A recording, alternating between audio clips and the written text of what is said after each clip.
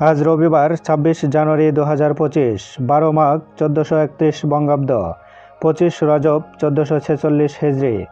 জানিয়ে দিব আজকের দৈনিক ইত্তেফাক পত্রিকার শিরোনামগুলো। ৩০০ কোটি টাকা হাতিয়ে নিতে কাগজের কৃত্রিম সংকট।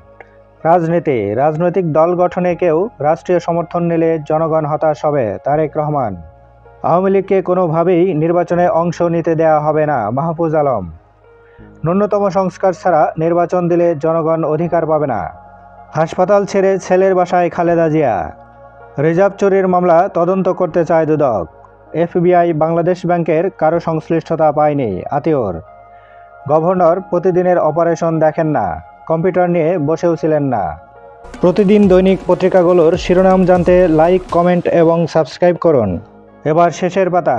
সরকারের চালচলন দেখে মনে হয় এরা 1-11 সরকারের ছায়া, রিজভী। রাজনীতিতে এত প্রতিদ্বন্দ্বিতা থাকলেও জাতীয় প্রশ্নে আমরা ঐক্যবদ্ধ থাকব, আসিফ মাহমুদ। বাংলাদেশের সঙ্গে স্থিতিশীল ইতিবাচক সম্পর্ক চায় ভারত, প্রণয় ভার্মা। ভারতের ৭৬তম প্রজাতন্ত্র দিবস আজ। সরকারের কার্যক্রমে অর্থনীতি অগ্রাধিকার পাচ্ছে না, বিসিআই সভাপতি। খতনা করাতে গিয়ে শিশু আয়ানের মৃত্যু, 2 চিকিৎসক ও হাসপাতালের বিরুদ্ধে ব্যবস্থা নেওয়ার সুপারিশ। ফেব্রুয়ারি শুরুতে শহীদ পরিবারকে আর্থিক সহায়তা দেয়া শুরু, নাহিদ ইসলাম।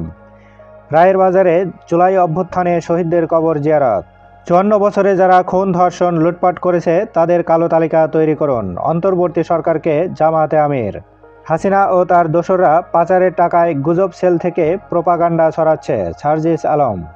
গোপন নথির তথ্য, বিদেশ সহায়তা কার্যক্রম স্থগিত করেছে যুক্তরাষ্ট্র। সড়ক পরিবহন আইন সংশোধন চান পণ্য পরিবহন মালিক ও শ্রমিকরা। 15টি ধারার সংশোধনের দাবি জানিয়ে বিআরটিসিতে চিঠি।